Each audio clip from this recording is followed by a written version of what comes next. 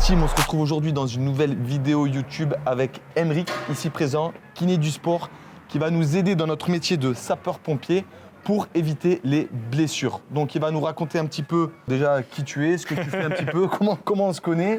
Ensuite on verra un petit peu pourquoi il va nous aider et voilà. Carrément, merci Rémi de m'inviter sur ta chaîne. Moi donc comme tu disais, kiné du sport ostéo, puis là où je vais pouvoir t'aider c'est que dans mon cabinet, j'ai quand même pas mal de pompiers aussi qui viennent pour des blessures. Et ce qui est intéressant c'est que souvent, et tu me diras si tu me trompes, mais les blessures sont pas vraiment en inter, mais c'est plutôt pendant les entraînements, pendant la prépa, parce que vous avez un métier qui est extrêmement exigeant physiquement. Moi que je vous assimile vraiment à des sportifs de haut niveau sur votre préparation. Donc ensemble, on va voir s'il n'y a pas des tips que mettre en place, à quoi penser pour se blesser le moins possible. Exactement. Ok, super, ouais, je suis pour. En plus, tu sais que je reviens d'une petite blessure qui n'est pas encore terminée, mais qui est en cours. J'espère que tu pourras m'aider. Donc là, je te présente ma caserne d'Antille. On va faire un petit tour de caserne. On est chez toi. Où je te montre un petit peu les engins qu'on a, le type d'intervention qu'on peut faire. Je te ferai essayer une tenue d'intervention, une tenue de feu complète avec notre bouteille d'air qui est dans le dos pour que tu puisses voir un petit peu le poids que ça fait. Et ensuite, je te dirai un peu les interventions type qu'on peut avoir. Et ensuite, comment tu pourras nous aider à pas se blesser. Ok ? Donc aujourd'hui, ma caserne d'Antibes, c'est l'une des plus grosses casernes du département. On fait pas loin de 10 000 interventions par an. Et comme tu peux voir, il y a plein d'engins. Donc je vais te montrer un petit peu à quoi servent ces engins. Voilà, donc là on va commencer par tout ce qui est ambulance, le sanitaire. Donc on a une VL infirmier, où on accompagne les infirmiers sur les interventions et les docteurs à l'été. Donc, et ensuite on a 3 ambulances. 3 ambulances, donc ces ambulances, c'est 80% de nos interventions. Ça va être du sanitaire, énormément. Voilà, on peut faire. Le risque qu'il y a sur ces interventions, ça va être des brancardages un peu lourds où on peut forcer un petit peu sur nos os, des sauvetages, enfin bref. Donc 80% de nos interventions, il faut être performant. Donc voilà, donc on est à 3 par ambulance, on a quand même du matos à prendre, il faut être assez réactif. Donc tu vois, on a des bouteilles d'oxygène ici, on a un sac rouge avec tout le matériel, le premier secours et du matériel pour réagir vite. On a un DSA et souvent, voilà, il faut quand même porter quelques trucs et les interventions, elles peuvent être plus ou moins loin, donc il faut quand même avoir une bonne condition pour être réactif et sur ce type d'inter. Ouais, mais tu vois, là, par rapport aux exigences de votre métier, un truc qui est important, c'est que déjà, vous ne pouvez pas vraiment vous échauffer. Exactement. Et tu vois, quand vous avez besoin d'avoir un corps qui est prêt en permanence à des efforts difficiles à froid. Et ça, c'est hyper exigeant parce que tu vois, un sportif de haut niveau, avant d'aller faire un match, avant d'aller faire un combat, avant d'aller faire n'importe quelle activité, il s'échauffe, il se met en place, psychologiquement, il est prêt. Vous, à n'importe quel moment, il faut que musculairement, au niveau de vos tendons, de vos articulations, vous soyez prêt à soulever une grosse charge avec vitesse et pas toujours dans les bonnes positions. Ah, mais c'est carrément ça. Le truc, c'est que tu pars en intervention à 2h du mat'. Ouais. Tu vas pas faire des petites rotations d'épaule avant de partir au feu. Même si des fois, pour de vrai, ça m'est déjà arrivé. Et c'est une bonne chose. Sur des feux de voiture en nocturne, de m'échauffer un petit peu les poignets et tout. Mais sinon, t'as pas le temps. Tu vas, tu réagis, tu t'habilles, tu te prépares, t'es déjà dans ton truc. Et tu te rentres dedans, comme tu dis, à froid. Ouais. Donc ça, c'est l'échelle qui va d'ailleurs sortir peut-être.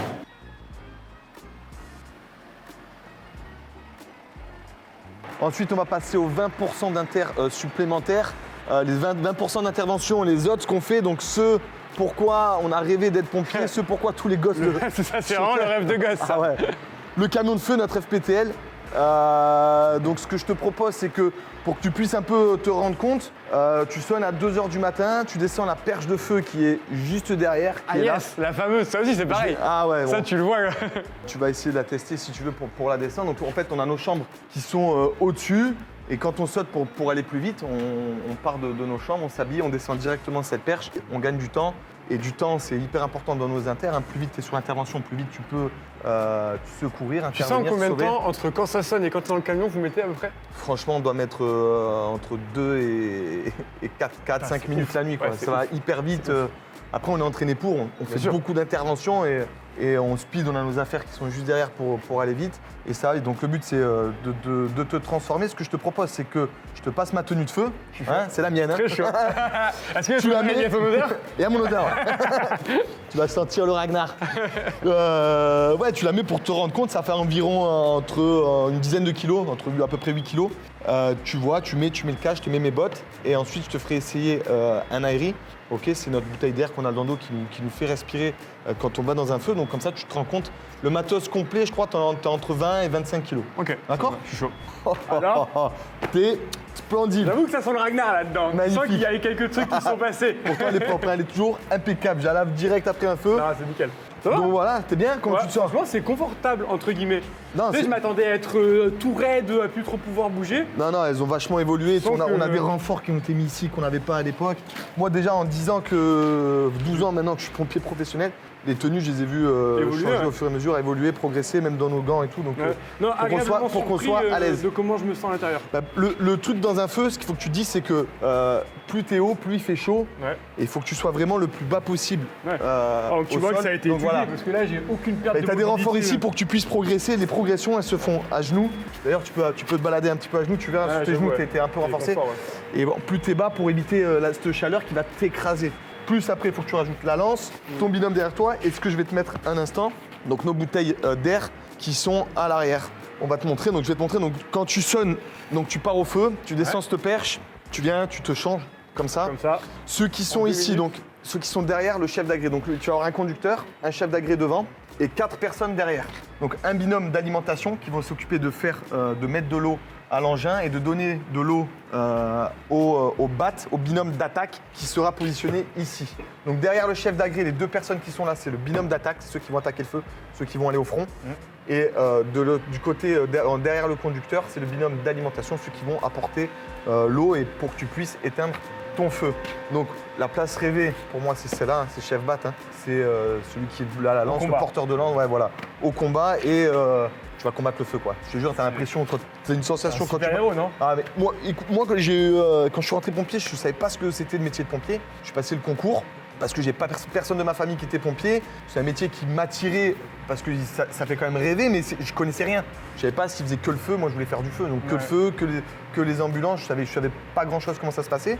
Et donc quand je suis rentré pompier, j'ai passé mes concours, machin, j'ai eu mes trucs. Ça a été une révélation de ouf quand je me suis mis en tenue de feu comme toi et que tu as l'impression de partir vraiment à la guerre avec ta lance. L'ennemi, c'est le feu. Ton arme, c'est ta lance. Et tu vas. La sensation que ça te procure, c'est une adrénaline. Enfin, c'est immense.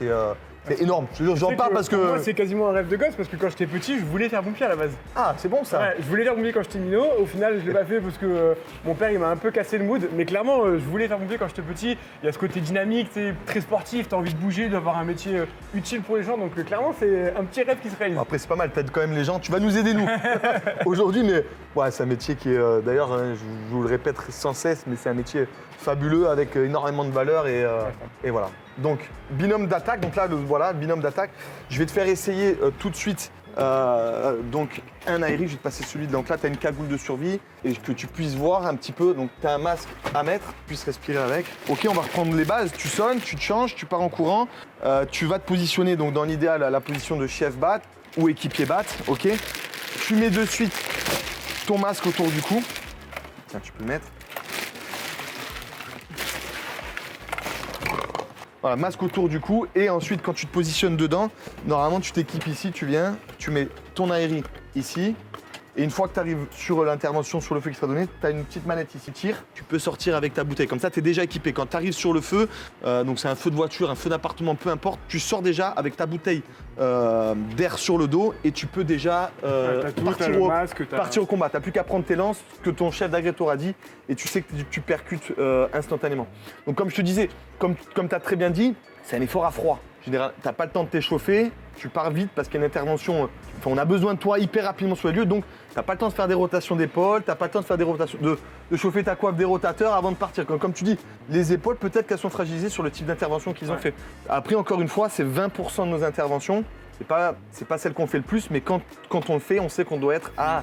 Enfin, comme toutes les interventions, on met à 10 000% et c'est un effort qui va être beaucoup plus brutal et violent que sur une intervention où c'est une petite mamie qui s'est fait mal et que tu dois la relever. Donc c'est beaucoup. Tu vois la différence d'intervention, c'est ça qu'il faut arriver à. En termes de récurrence, comme tu dis, c'est que 20%. Mais au final, d'un point de vue de la prépa physique, c'est peut-être plutôt 80% de votre prépa en fait.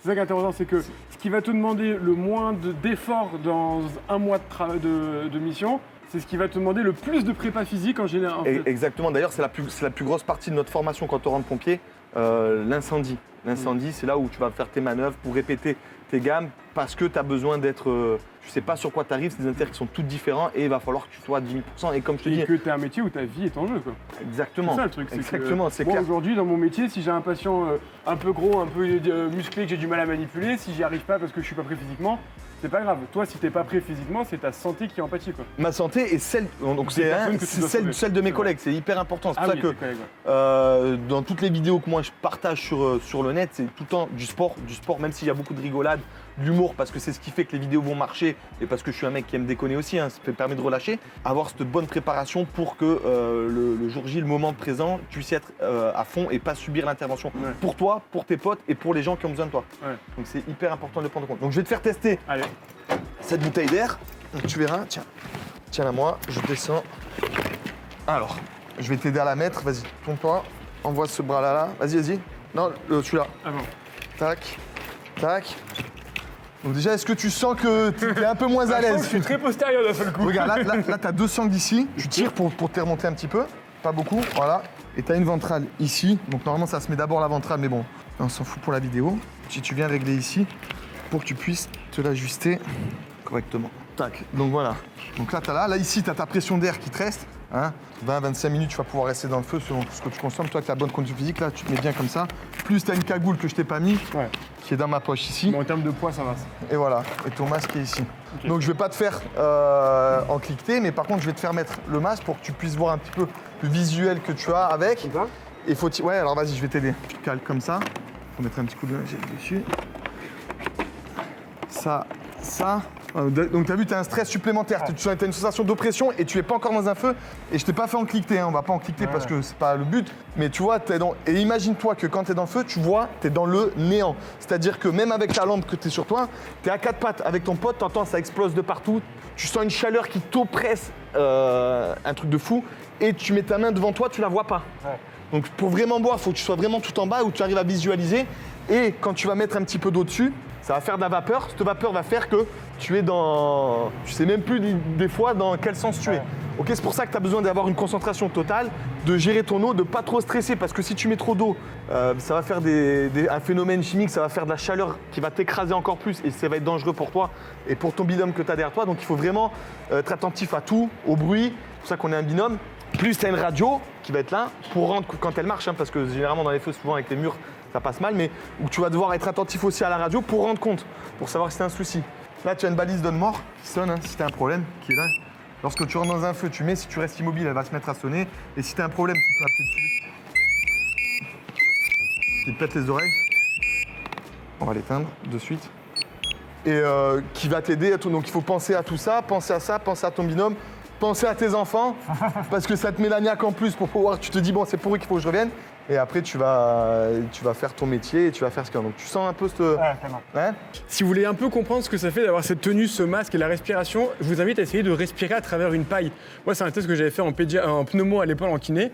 Et en fait, cette oppression, cette difficulté à inspirer et à expirer, vous le ressentirez et vous verrez à quel point ça peut être hyper difficile d'avoir les efforts physiques à faire avec ce matos. Tu me le dis, c'est clair. J'ai fait un pneumothorax quand j'ai eu l'accident de moto. Et pareil, j'ai fait la rééducation kiné avec les billes. Ouais, c'est ça. Tu dois monter, t'as raison, ça fait un peu... Donc, si vous voulez vous ressentir à la maison ce que ça fait d'être là-dedans en tenue de pompier, essayez, vous verrez, c'est assez impressionnant. Alors tout ça avec une paille ce soir et on respire avec la paille. Pas plus de 5 minutes, après vous risquez d'avoir mal à la tête.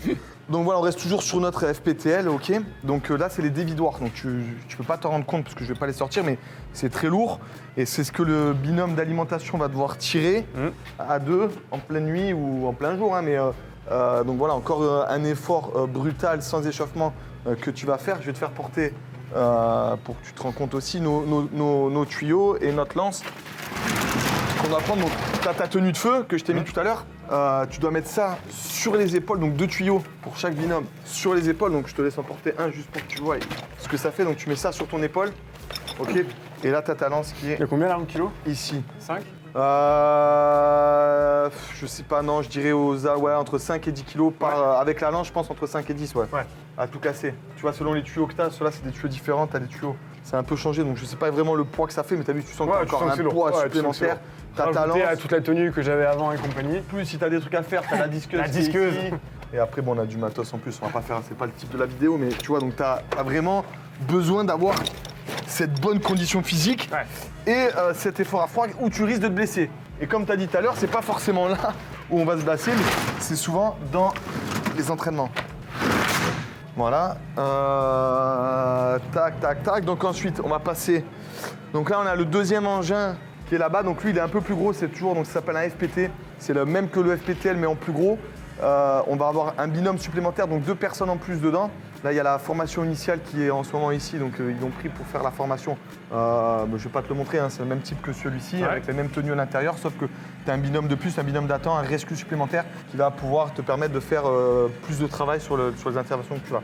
On va passer, juste pour que tu le voies aussi, donc autre type d'intervention qui sort beaucoup. Hein. Nous, l'avantage à Antibes, c'est qu'on a l'autoroute pas loin, on a la mer pas loin, on est au cœur d'une ville, donc on va faire vraiment tout type d'intervention, hein, que ce soit du balnéaire, de l'autoroute, de la forêt, parce qu'on a la forêt. Donc on a vraiment, fait vraiment tout type, toute nature d'intervention. Et c'est quand même stylé, parce que quand tu es pompier, tu as envie de toucher un petit peu à tout. Varié, ouais. Et d'avoir des spécialités, donc c'est vraiment bien. Donc là, c'est le véhicule secours routier, donc celui qui part sur tout ce qui est désincarcération. Pour que tu te rendes compte, je vais te faire peser le poids d'une pince. Ouais. Ok. J'ai pas son poids exact, surtout que. Parce qu'on va pas partir sur la pince Ikea, à mon avis. On va partir sur une pince légèrement puissante sur les carteurs. Donc pareil, tu arrives à froid, tu pars sur un gros carton sur l'autoroute. Ouais. Et donc il faut que tu sois concentré, déterminé, tu sais que c'est dangereux. Et il va falloir que tu sauves, donc t'ailles vite, hein, parce que la personne qui est à l'intérieur, elle a besoin de toi, elle a besoin que tu interviennes rapidement pour pouvoir la sortir de la situation où elle s'est mise. On va commencer par une petite, ok, la pince perroquet. Donc déjà, ça marche en hydraulique, hein. On pèse juste un peu pour que tu puisses voir. J'attendais le. Je vais te donner l'autre après. Ouais, donc voilà. C'est quoi, c'est 25 entre 20 et 30 kilos, je pense. Tu vois, ça. Ouais, tu dois j'ai jamais regardé vraiment le poids qu'elle qu'elle fait. C'est une haltérophilie en condensé, quoi. Ah ouais, t'as un kettle là, alors là, pour envoyer Dieu. Et ensuite, le gros écarteur qui est juste là, tu verras, c'est encore un poids supplémentaire. Mais bon, t'as ça à bout de bras, donc comme je te dis, t'as vraiment besoin d'être au top pour pas subir, parce que si tu subis, tiens, regarde, pèse là, c'est encore un.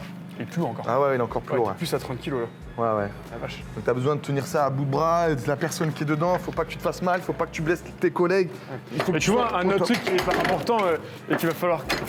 Tu vois, un autre truc qui est hyper important et qu'il va falloir prendre en compte dans votre préparation, c'est que déjà ce matériel il est lourd, mais qu'en plus, lorsque vous le manipulez, vous n'êtes pas toujours dans les meilleures positions. Tu vois, tu te dis pas, allez, je vais bien me placer, dos droit, bien en fente, coude au corps, on est parti. Tu vois, des fois, j'imagine, t'es un peu travers. Exactement. Alors, je t'avoue que moi, j'y pense, qu'on est beaucoup maintenant dans nos formations à travailler sa posture, gestes et postures. On est de plus en plus forcé. Mais la réalité du terrain, tu me c'est que tu fais jamais, t'es obligé, t'es dos rond, t'es sur le côté.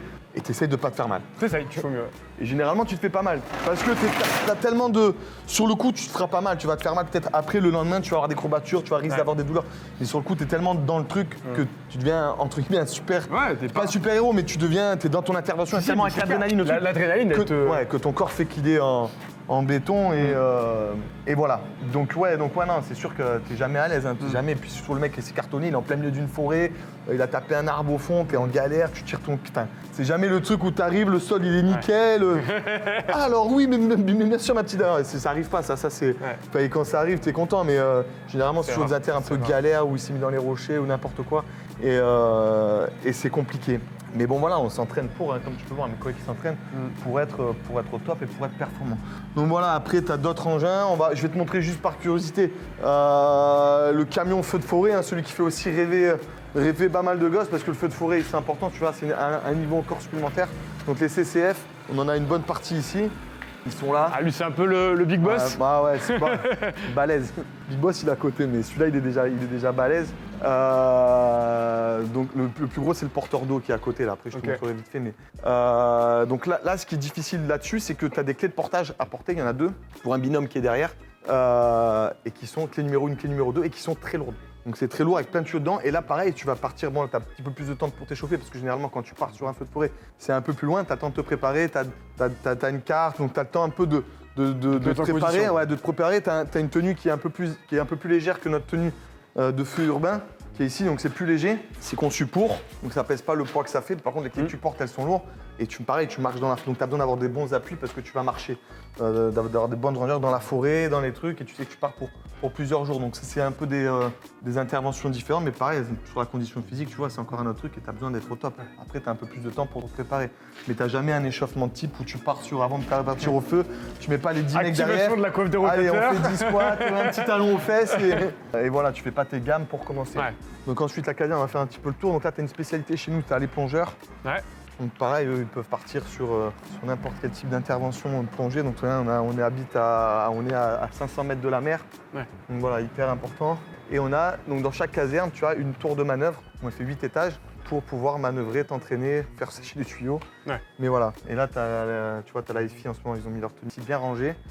Donc tu as des nouveaux pompiers professionnels qui viennent d'être embauchés par le SDI 06, ils sont en pleine forme tout à l'heure, tu as tiré. Ouais. Et ils s'entraînent essentiellement, même s'ils font beaucoup de secouristes, ils s'entraînent essentiellement sur du feu pour connaître toutes les manœuvres et pour connaître les bonnes postures à avoir. Voilà. Bon, je vais te la faire monter, mais bon, généralement il y a des trucs un peu, t'as dû voir des vidéos un peu stylées. Ouais. Généralement les étrangers, tu sais, avec les échelles accrochées, ils accrochent, Ils font les courses et tout, t'as l'impression. Ça me donne envie, mais je pense que si je fais ça, ils vont me dire non Rémi, c'est un peu trop dangereux, arrête tes vidéos. On a perdu un kiné. Ouais. Mais voilà, donc t'as vu un peu pour que tu te rendes, j'espère que tu t'es rendu compte un peu des intérêts qu'on a à faire. Tu vois là, avec un peu tout ça, moi ce à quoi je pense, qu'on a déjà parlé, le côté charge du matériel, le côté à froid. Et un dernier point dont on n'a pas beaucoup parlé, mais au final, c'est le fait que vous avez des fois des efforts à faire pendant la nuit ou pendant votre sommeil. Et ce qu'on sait par exemple au niveau du dos, c'est que quand on est allongé et quand on dort, le disque, donc une structure du dos, elle se remplit d'eau. Ce qui fait que dans les 2 premières heures, on va dire, après ton réveil, porter des charges et porter des charges lourdes, c'est pas l'idéal et c'est un peu plus un risque que de le faire dans la journée. Et donc tu vois, toi, où globalement tu me dis, je me réveille et 4 minutes après, je suis dans le camion, et clairement, en fait, vous avez un sport, clairement, en fait, vous avez un métier où vous avez des probabilités de vous blesser supérieures parce que c'est des obligations pour vous et pour les gens à sauver qui fait que vous allez devoir le faire dans ces conditions-là. Donc évidemment, la prépa physique, elle est encore plus importante parce que vous ne pouvez pas respecter toutes les règles théoriques pour bien faire. C'est carrément ça, puis je pense qu'on s'en rend compte, puis on a suivi une formation pour, mais bon, comme je t'ai dit, regarde, les blessures, même si tu crois être surhumain, des fois j'ai l'impression d'être, là il y a pas longtemps, j'avais l'impression d'être au top physiquement, et pourtant c'est là où je me suis blessé, et comme on en a déjà parlé, t'as vu, j'ai pas réussi à vraiment comprendre, même si je suis venu te voir pour comprendre pourquoi sur un effort que j'ai l'habitude de faire, je me suis blessé, et ben voilà. Donc là, mais ça c'est obligatoire, et tu vois la partie prévention des blessures, c'est pas 100%. Non, si tous les sportifs de haut niveau, même ceux qui ont les plus gros budgets, tous les footballeurs et compagnie, ils continuent de se blesser, c'est que c'est pas sûr à 100%. Donc en fait, on va essayer d'avoir des pistes de réflexion pour améliorer et réduire la probabilité, mais le risque il est quand même présent et de toute façon tu es un métier à risque. Carrément. Bon, je te propose de retourner gentiment vers la salle de sport. Ouais.